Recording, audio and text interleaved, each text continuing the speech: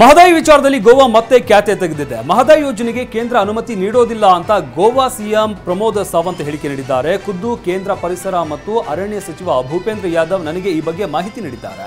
10 ದಿನದ ಹಿಂದೆ ಭೂಪೇಂದ್ರ ಯಾದವ್ ಚರ್ಚಿಸಿದ್ದೇನೆ, ಅವರ ಜೊತೆಗೆ ಮಹದಾಯಿ ಯೋಜನೆಗೆ ಅವಕಾಶ ನೀಡಲ್ಲ ಅಂತ ಭರವಸೆ ನೀಡಿದ್ದಾರೆ ಅಂತ ಹೇಳಿದ್ದಾರೆ. ಮಹದಾಯಿ ಬಗ್ಗೆ ಗೋವಾ ಸಿಎಂ ಹೇಳಿಕೆಗೆ ಮುಖ್ಯಮಂತ್ರಿ ಸಿದ್ದರಾಮಯ್ಯ ಆಕ್ರೋಶ ವ್ಯಕ್ತಪಡಿಸಿದ್ದಾರೆ. ಈ ಬಗ್ಗೆ ಟ್ವೀಟ್ ಮಾಡಿರುವ ಅವರು, ಗೋವಾ ಬಿಜೆಪಿ ಜೊತೆ ಶಾಮೀಲಾಗಿ ಕೇಂದ್ರ ಅಡ್ಡಗಾಲು ಹಾಕ್ತಾ ಇದೆ. ಬಿಜೆಪಿ ತಿರಸ್ಕರಿಸಿದ ಕರ್ನಾಟಕದ ಜನತೆಯ ವಿರುದ್ಧ ಸೇಡು ತೀರಿಸಿಕೊಳ್ಳಲಾಗ್ತಾ ಇದೆ ಅಂತ ಪೋಸ್ಟ್ ಮಾಡಿ ಕಿಡಿಕಾರಿದ್ದಾರೆ. ಮಹದಾಯಿ ಯೋಜನೆ ವಿಚಾರದಲ್ಲಿ ಸಂಸದರು ಒಗ್ಗಟ್ಟಾಗಿ ಹೋರಾಡಬೇಕು ಅಂತ ಉಪಮುಖ್ಯಮಂತ್ರಿ ಡಿಕೆ ಶಿವಕುಮಾರ್ ಕರೆ ನೀಡಿದ್ದಾರೆ. ಬೆಂಗಳೂರಲ್ಲಿ ಮಾತನಾಡಿದ ಅವರು, ಇದು ನಮ್ಮ ಸ್ವಾಭಿಮಾನದ ಪ್ರಶ್ನೆ. 28 ಸಂಸದರು ಇದ್ದೇವೆ. ಇಂತಹ ಸಂದರ್ಭದಲ್ಲಿ ಬಾಯಿ ಮುಚ್ಚಿ ಕುಳಿತುಕೊಳ್ಳೋದು ತಪ್ಪು ಅಂತ ಹೇಳಿದ್ದಾರೆ. ಚಿತ್ರದುರ್ಗದ ರೇಣುಕಾಸ್ವಾಮಿ ಕೊಲೆ ಪ್ರಕರಣದ ಆರೋಪಿಗಳ ಜಾಮೀನು ಪ್ರಶ್ನಿಸಿ ಸುಪ್ರೀಂ ಕೋರ್ಟ್ನಲ್ಲಿ ಸಲ್ಲಿಸಲಾಗಿರುವ ಮೇಲ್ಮನವಿ ಕುರಿತ ವಾದ ಪ್ರತಿವಾದ ಮುಕ್ತಾಯವಾಗಿದೆ. ವಾದ ಪ್ರತಿವಾದ ಆಲಿಸಿರುವ ಸರ್ವೋಚ್ಚ ನ್ಯಾಯಾಲಯ ಆದೇಶ ಕಾಯ್ದಿರಿಸಿದೆ. 1 ವಾರದಲ್ಲಿ 3 ಪುಟಗಳ ಲಿಖಿತ ವಾದಾಂಶ ಸಲ್ಲಿಸುವುದಕ್ಕೆ ಕೋರ್ಟ್ ಸೂಚನೆ ನೀಡಿದೆ. ಸುಪ್ರೀಂ ಕೋರ್ಟ್ನಲ್ಲಿ ದರ್ಶನ್ ಜಾಮೀನು ವಿಚಾರವಾಗಿ ಪ್ರಬಲವಾದ ಪ್ರತಿವಾದ ನಡೆಯಿತು. ರಾಜ್ಯ ಸರ್ಕಾರದ ಪರ ವಾದ ಮಂಡಿಸಿರುವಂತಹ ವಕೀಲ ಸಿದ್ಧಾರ್ಥ್ ಲೂಥ್ರಾ, ಕೊಲೆ ಆರೋಪಿ ದರ್ಶನ್ಗೆ ಕ್ರಿಮಿನಲ್ ಹಿನ್ನೆಲೆ ಇದೆ. ದರ್ಶನ್ ಪವಿತ್ರ ಗೌಡರಿಂದಲೇ ರೇಣುಕಾಸ್ವಾಮಿ ಮೃತಪಟ್ಟಿದ್ದಾನೆ ಅಂತ ಸಿದ್ಧಾರ್ಥ್ ಲೂಥ್ರಾ ವಾದಿಸಿದ್ದಾರೆ. ರೇಣುಕಾಸ್ವಾಮಿ ಕೊಲೆ ಪ್ರಕರಣದ ಆರೋಪಿ ದರ್ಶನ್ ಪರ ವಕೀಲ ಸಿದ್ಧಾರ್ಥ್ ದವೆ ವಾದವನ್ನ ಮಂಡಿಸಿದ್ರು. ಕೊಲೆ ಆರೋಪಿ ದರ್ಶನ್ ಪಾತ್ರನೇ ಇಲ್ಲ ಅಂತ ಹೇಳಿದ್ರು. ಬಟ್ಟೆಗಳನ್ನ 3 ದಿನಗಳ ಬಳಿಕ ವಶಕ್ಕೆ ಪಡೆದಿದ್ದಾರೆ. ಮಹಾಜರು ವೇಳೆ ರಕ್ತದ ಕಲೆ ಕಂಡು ಬಂದಿಲ್ಲ. ಫೊರೆನ್ಸಿಕ್ ನಲ್ಲಿ ರಕ್ತದ ಕಲೆ ಕಂಡು ಬಂದಿದೆ ಅಂತ ಹೇಳ್ತಾ ಇದ್ದಾರೆ. ಆದ್ರೆ ಇದು ಯಾವುದನ್ನ ನಂಬೋದಕ್ಕೆ ಸಾಧ್ಯವಿಲ್ಲ ಅಂತ ಸಿದ್ಧಾರ್ಥ್ ದವೆ ವಾದವನ್ನ ಮಂಡಿಸಿದ್ರು. ರೇಣುಕಾಸ್ವಾಮಿ ಕೊಲೆ ಪ್ರಕರಣದ ಆರೋಪಿಯಾಗಿರೋ ನಟ ದರ್ಶನ್ ನಾಳೆ ಬೆಂಗಳೂರಿಗೆ ಬರ್ತಾ ಇದ್ದಾರೆ. ಡೆವಿಲ್ ಚಿತ್ರದ ಚಿತ್ರೀಕರಣಕ್ಕಾಗಿ ಥಾಯ್ಲೆಂಡ್ಗೆ ಹೋಗಿದ್ರು. ಚಿತ್ರೀಕರಣ ಮುಗಿಸಿ ಕೆಲಕಾಲ ಸ್ನೇಹಿತರ ಜೊತೆ ಥಾಯ್ಲೆಂಡ್ನಲ್ಲಿ ಕಾಲ ಕಳೆದಿರುವಂತಹ ದರ್ಶನ್ ನಾಳೆ ಬೆಂಗಳೂರಿಗೆ ವಾಪಸ್ ಆಗ್ತಾ ಇದ್ದಾರೆ.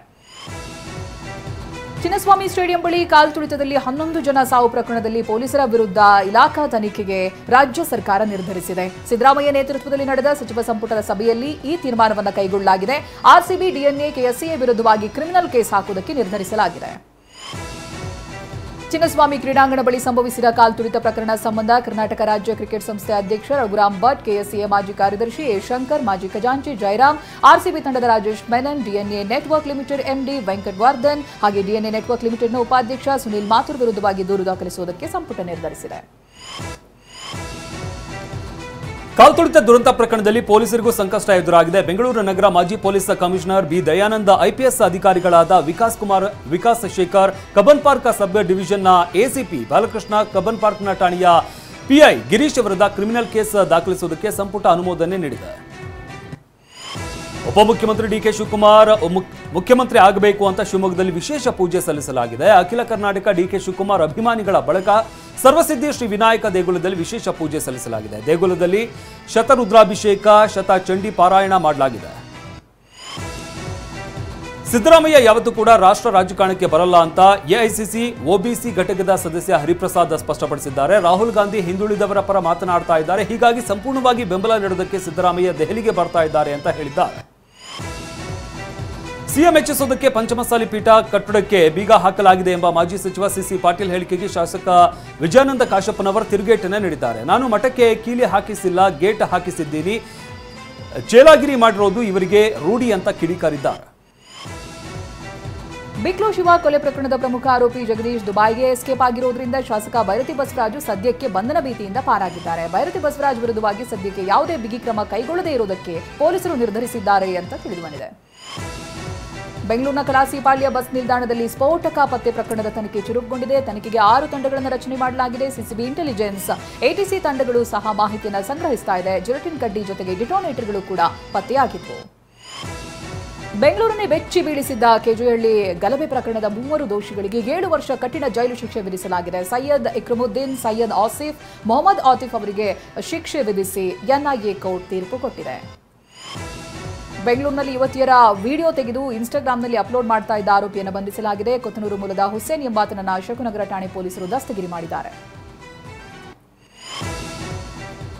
ಶಿವಮೊಗ್ಗ ಜಿಲ್ಲೆಯ ಸಾಗರದಲ್ಲಿ ಕೆಎಸ್ಆರ್ಟಿಸಿ ಬಸ್ ಹಾಗೆ ಕ್ಯಾಂಟರ್ ನಡುವೆ ಮುಖಾಮುಖಿ ಡಿಕ್ಕಿಯಾಗಿ 30ಕ್ಕೂ ಹೆಚ್ಚು ಪ್ರಯಾಣಿಕರು ಗಾಯಗೊಂಡಿದ್ದಾರೆ.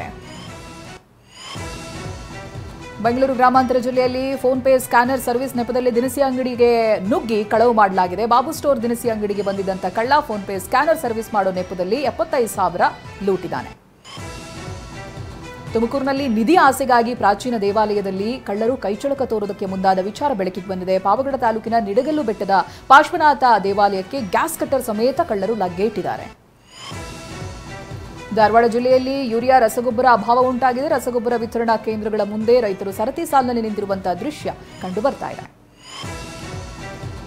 ಧಾರವಾಡದಲ್ಲಿ ಸಮರ್ಪಕ ಬಸ್ ಸೌಲಭ್ಯಕ್ಕಾಗಿ ಆಗ್ರಹಿಸಿ ವಿದ್ಯಾರ್ಥಿಗಳು ಮತ್ತು ಗ್ರಾಮಸ್ಥರು ಪ್ರತಿಭಟನೆ ನಡೆಸಿದ್ದಾರೆ. ಕುಂದಗೋಳ ತಾಲೂಕಿನ ಕಳಸಾ ಗ್ರಾಮದಲ್ಲಿ ಪ್ರತಿಭಟನೆ ನಡೆಸಲಾಗಿದೆ.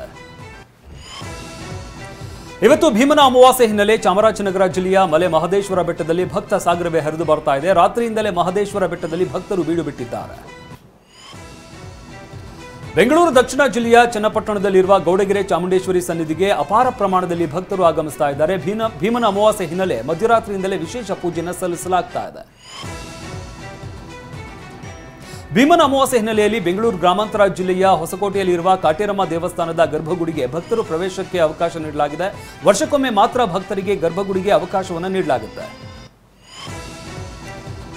ವಿಜಯನಗರ ಜಿಲ್ಲೆಯ ಹರಪನಹಳ್ಳಿಯಲ್ಲಿ ಮಳೆಗೆ ಮನೆ ಕುಸಿದು ಬಿದ್ದಿದೆ. ಕಾವಲಹಳ್ಳಿ ಗ್ರಾಮದಲ್ಲಿ ನಡೆದ ಘಟನೆಯಲ್ಲಿ ಮನೆಯಲ್ಲಿದ್ದ 4 ಪವಾಡ ಸದೃಶವಾಗಿ ಪಾರಾಗಿದ್ದಾರೆ.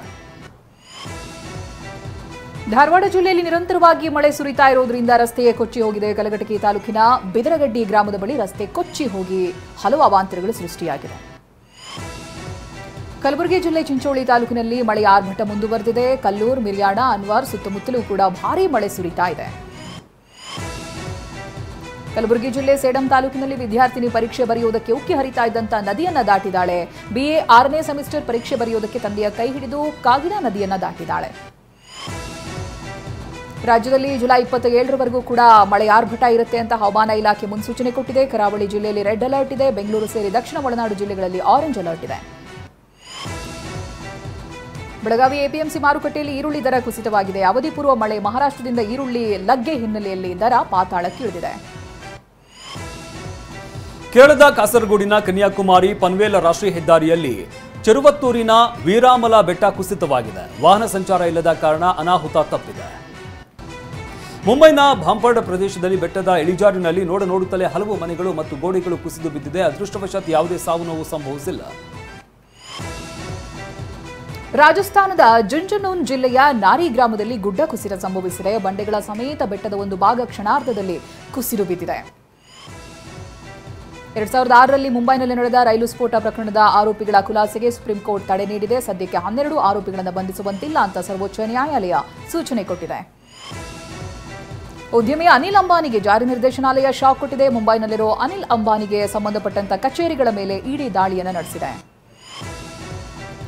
ಲಂಡನ್ನಲ್ಲಿ ಪ್ರಧಾನಿ ನರೇಂದ್ರ ಮೋದಿ ಬ್ರಿಟನ್ನ ಪ್ರಧಾನಿ ಕೀರ್ ಸ್ಟಾರ್ಮರ್ ಭೇಟಿಯಾಗಿದ್ದಾರೆ. ಉಭಯ ನಾಯಕರ ರಕ್ಷಣೆ ಹಾಗೆ ವ್ಯಾಪಾರ ತಂತ್ರಜ್ಞಾನ ಕ್ಷೇತ್ರಗಳ ಬಗ್ಗೆ ಇವರಿಬ್ಬರು ಕೂಡ ಚರ್ಚೆಯನ್ನ ಮಾಡಿದ್ದಾರೆ.